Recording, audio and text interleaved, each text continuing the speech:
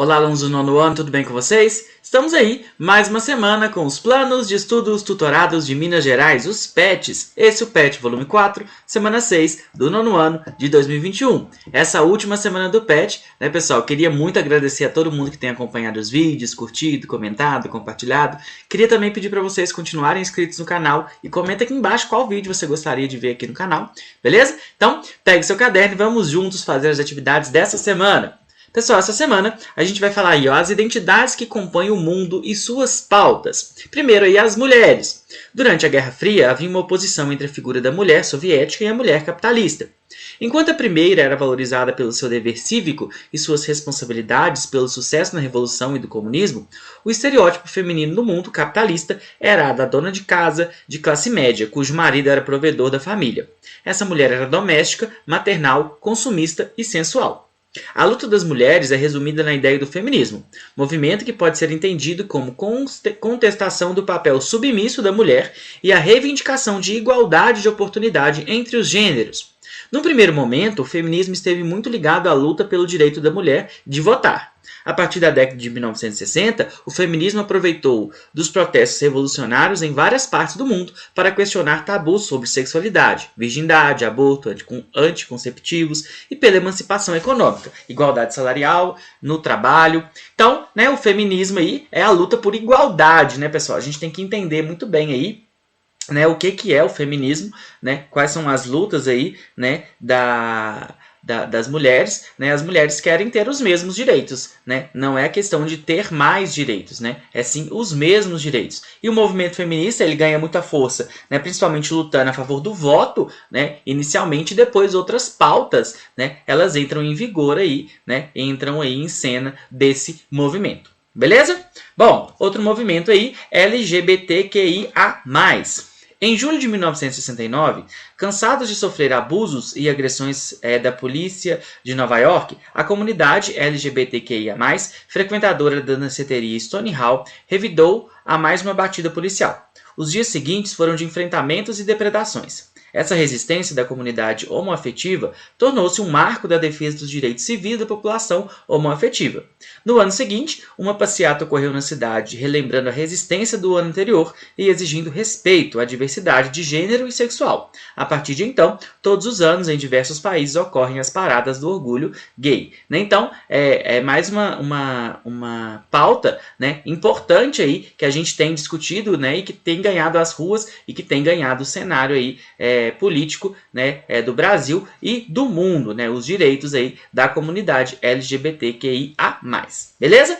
Bom, outro movimento, o movimento negro. E o PET traz pra gente um recorte falando do movimento negro nos Estados Unidos, né? Lembrando que não essa luta por igualdade racial não é exclusiva dos Estados Unidos. No Brasil também a gente enfrenta sérios problemas aí.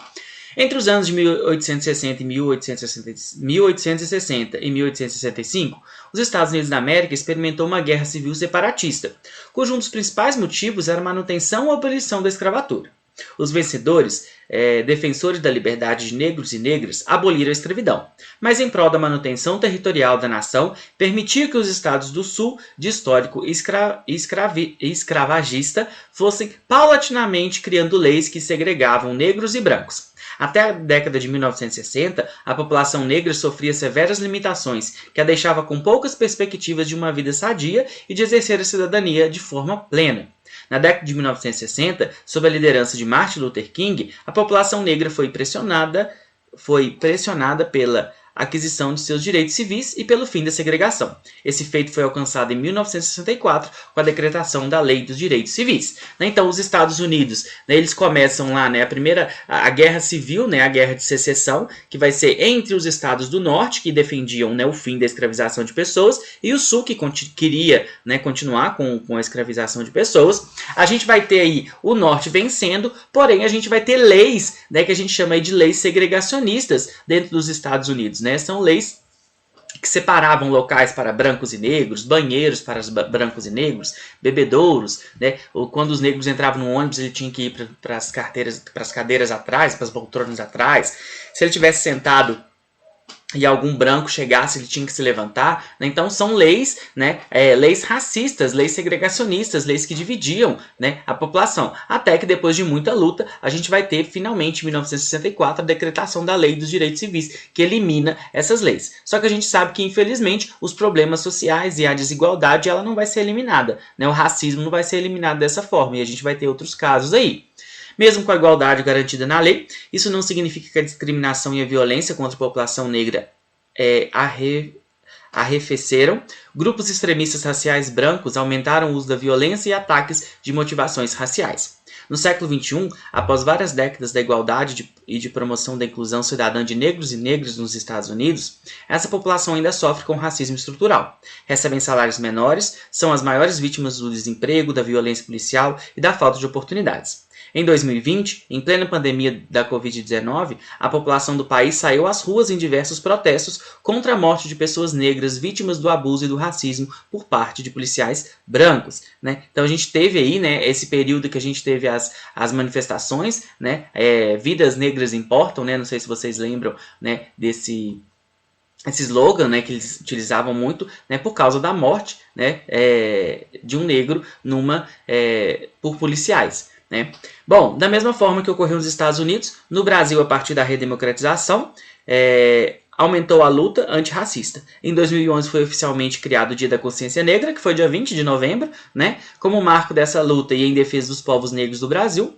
É um dia de relembrar histórias do povo negro, suas lutas e injustiças, que viveram e vivem, e de sensibilizar sobre a importância das políticas públicas de promoção da igualdade racial e respeito à diversidade étnico-racial que compõe a sociedade brasileira. Então, é mais uma questão aí que a gente precisa discutir, né, a questão do movimento negro e das pautas, né, que eles reivindicam, ok? Bom, pessoal, agora vamos às atividades. Vamos lá. Na número 1, defina o feminismo. O feminismo é um movimento social que luta contra a violência de gênero e pela igualdade de direito e de condições das mulheres na sociedade. Beleza? Essa é uma definição aí do que é o feminismo. Bom, na número 2, quais as semelhanças na luta da população negra no Brasil e nos Estados Unidos?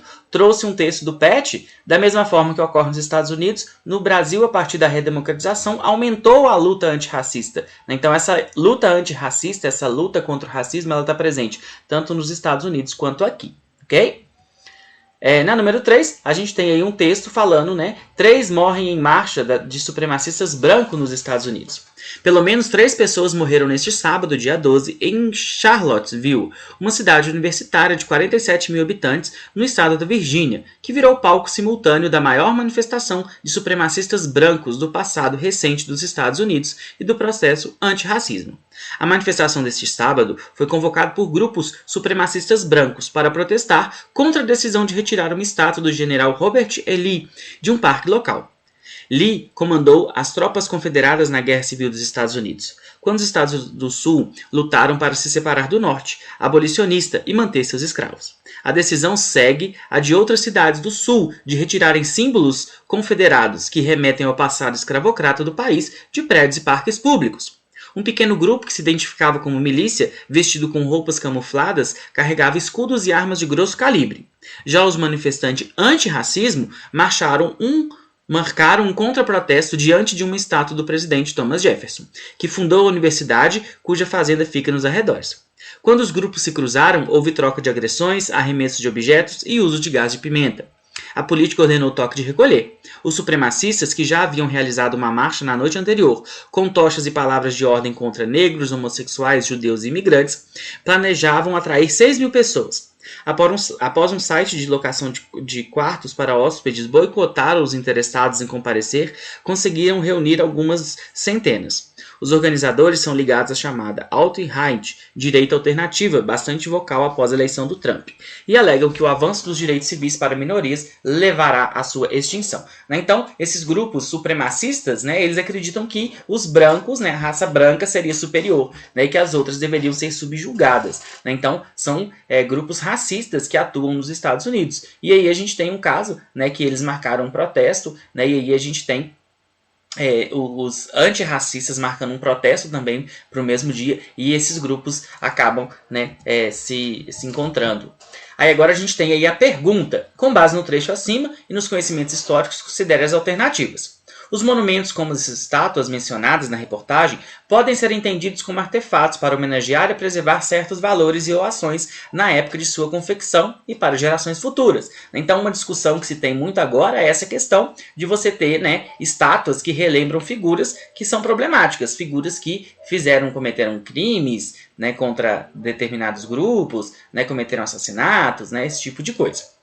Os conflitos em Charlottesville têm raízes históricas e nos remetem a eventos como a Guerra de Secessão dos Estados Unidos e o Holocausto na Alemanha. 3. A retirada da estátua do general Robert Lee, né, é resultado de uma reinterpretação do passado à luz de novos princípios, condutas desejados por determinados grupos no presente.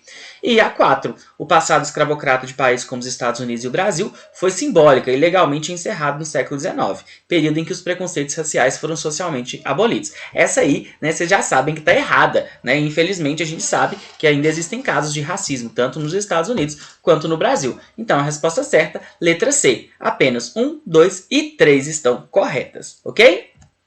Bom, pessoal, então é isso, as referências que eu utilizei. E boa semana, bons estudos. Não se esquece de se inscrever no canal e comentar aqui embaixo o que você gostaria de ver no canal aqui. E muito obrigado para quem tem acompanhado aí, beleza? Abraço e até mais!